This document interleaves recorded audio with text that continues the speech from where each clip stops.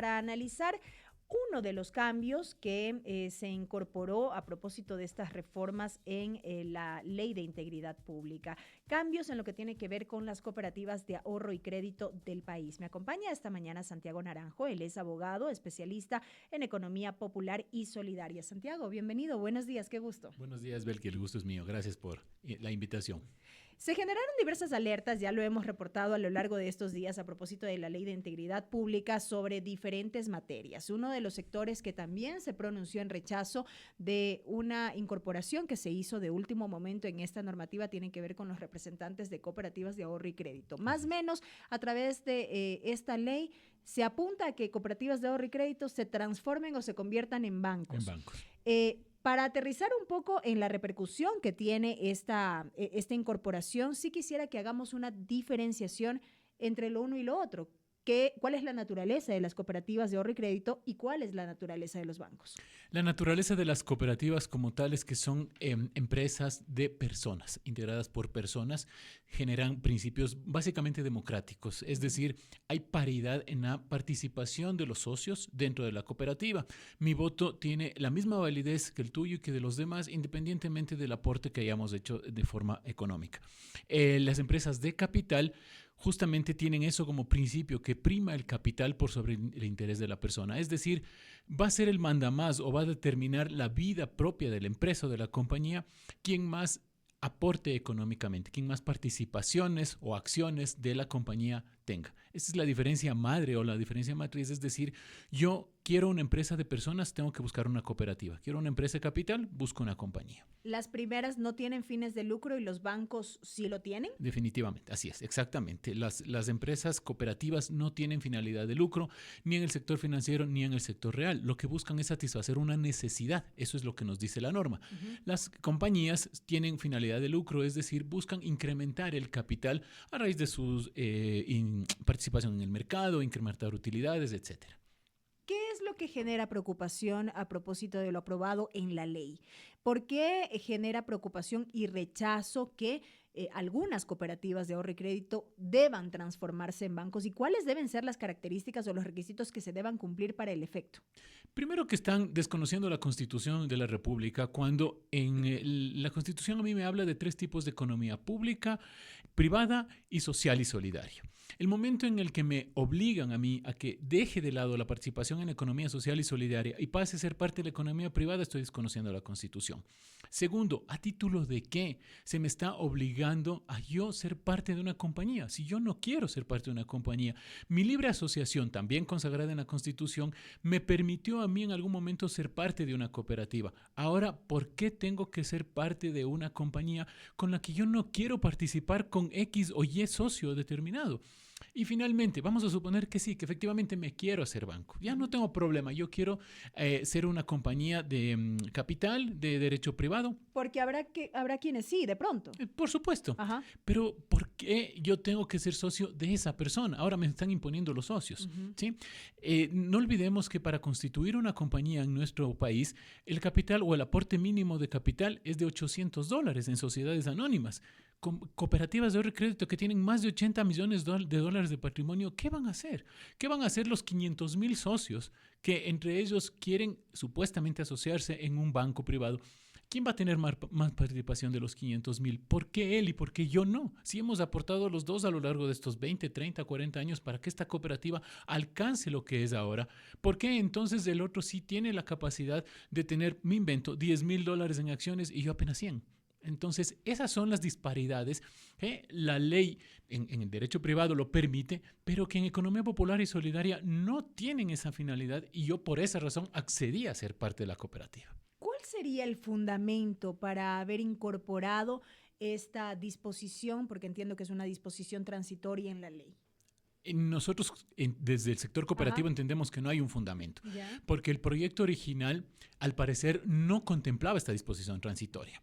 Como se dice vulgarmente, entre gallos de medianoche en asamblea lo ponen esta disposición transitoria que reforma Ley Orgánica de Economía Popular y Solidaria, Código Orgánico Monetario y Financiero, y finalmente, como digo, que se va en contra de la Constitución. Ante esto, ¿qué es lo que pasó? No hubo la socialización y el debate suficiente y adecuado para que los sectores, en este caso el sector cooperativo, se pronuncie sobre la necesidad o no de incorporar esta transitoria, y carece total y absolutamente de fundamento legal, jurídico, incluso de principios, porque los principios, nuevamente, con los que está consagrada la economía popular y solidaria, están totalmente en contra de ser parte del derecho privado o formar un banco en una compañía. Yo preguntaba cuál sería el fundamento detrás de esta decisión, porque me imagino que debemos partir de un análisis de cómo está la realidad en cuanto al sector de la economía popular y solidaria en el Ecuador, a cómo está la situación o la realidad a nivel de los bancos. ¿Qué nos dice la radiografía? El sistema financiero como tal en todo el país, tanto en los bancos como las cooperativas de crédito, actualmente posee una buena liquidez. Están buscando colocar créditos, esa es la necesidad urgente, pero si nosotros vamos un poco más atrás, en la participación democrática obligatoria que establece la ley en las cooperativas de crédito, al parecer no gusta a cierto sector de la dirigencia de las cooperativas que pretenden de alguna u otra manera eternizarse en el poder. La ley a mí me obliga que cada cierto tiempo, potencialmente cada 4 años, se cambien los directivos, se cambien los gerentes, es decir, se cambien las cabezas de las cooperativas de crédito para cumplir justamente con el principio de participación democrática de todos sus miembros. Pero eso en los bancos o en las compañías privadas no es necesario. Yo como propietario de un banco del 90% de las acciones, pongo un gerente y me desaparezco del país a vivir de los réditos. Es decir, el gerente puede quedarse ahí 20, 30 años y posteriormente su hijo o hija puede, si estudió lo mismo y si está preparado, puede contemplar también mantenerse en la gerencia. Esto en las cooperativas no se da. Y eso a muchos sectores de los dirigentes, gerentes de cooperativas, consejos de administración y de vigilancia, no les ha gustado, no han visto con buenos ojos, entonces buscan de alguna manera amarrarse al poder y no soltarlo. ¿Y cuál es la forma? Cambiar la figura de cooperativa a banco para que no tenga yo que responder a una autoridad de control como es la CEPS en este caso y decirle yo me quiero quedar aquí por 20, 30 años porque la ley me lo permite. ¿Pudo haber existido alguna suerte de injerencia de estos sectores, de estos grupos, de las propias cooperativas para haber dado este paso en la incorporación en la norma? Si es que existió la injerencia, creemos que no fueron más allá de 2 o 3. Que particularmente un poco tenemos claro cuáles son las cooperativas que potencialmente pudieron haberlo hecho. No tenemos la certeza, por supuesto, por eso es que no se dice de frente, pero creemos que sí hubo un sector muy pequeño que pudo haber hecho, como digo, en pos de mantener de alguna u otra manera su lineamiento, su plan de trabajo, su proyección, qué sé yo, que lo trabajan para 20, 30 años. ¿Pero por qué razón también esto? Porque no olvidemos que el sector cooperativo o el sector financiero, económico, popular y solidario, lo que ha hecho es de alguna u otra manera copiar las normas de los bancos, porque las cooperativas se rigen por principios diferentes, por normativa diferente, pero el momento en que tenemos las resoluciones que la Junta Monetaria o la Superintendencia emite para el desarrollo y la vida de la administración de la cooperativa, lo que hacen es tomar de las entidades bancarias y aplicarlas o pretender aplicarlas a una manera de ajedrez o a una manera, de rompecabezas en el que yo trato de a la fuerza poner la pieza para que las cooperativas de crédito se manejen con la normativa de los bancos. Y eso está mal. ¿Esto podría tener algún tipo de afectación para el usuario finalmente? Definitivamente. ¿En qué términos, por ejemplo? Los socios de las cooperativas de ahorro y crédito, quienes conocen, tienen claro que de alguna u otra manera son copropietarios, por decirlo de alguna forma, de la cooperativa. Es decir, ellos también participan no solo de las decisiones, sino también de los pasivos y las obligaciones que la cooperativa tiene en caso de responder en algún momento. Cuando la cooperativa pasa a ser un banco, el socio deja de ser, como digo, una especie de copropietario y pasa a ser un cliente nada más. Es decir, no me interesa la participación, no me interesa la vida activa, quién administra y quién desarrolla, mientras mi dinero esté cuidado. Un accionista, digamos. Un accionista, exacto. Y si quiebra el banco mañana, como ya pasó hace algunos años en el feriado bancario, ¿qué hará ese accionista? Reclamar al gobierno. ¿Sí? Porque los propietarios de los bancos seguramente no darán la cara, no responderán, incluso si tendrán que salir del país saldrán, pero ahí los clientes, los accionistas tendrán que ver a quién reclaman y en ese momento ¿a quién será? Al gobierno, porque no hay otra forma de que alguien pueda responder lo que es en derecho privado. Por el contrario, en economía popular y solidaria, de los 50,000, 100,000, 500,000 socios, responden los 500,000 en pos de sus certificados de aportación, porque como digo, son una especie de copropietarios de la cooperativa.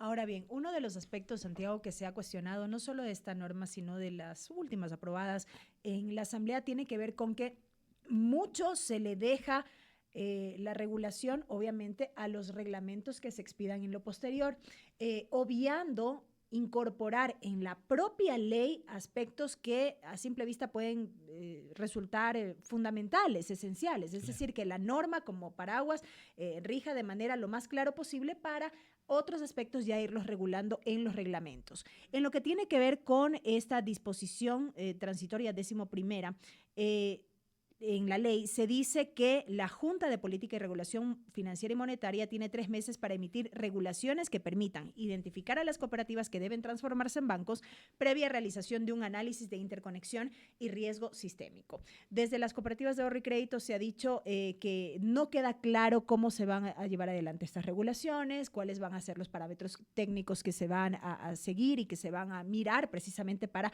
viabilizar esto que ya se pretende en la ley. ¿Debió ser más clara la norma? La norma debió haber sido atacada o reformada conforme la norma manda. ¿A qué me refiero? Ajá. Una regulación de la Junta Monetaria y Financiera no puede reformar la ley, no puede reformar el Código Orgánico Monetario y Financiero.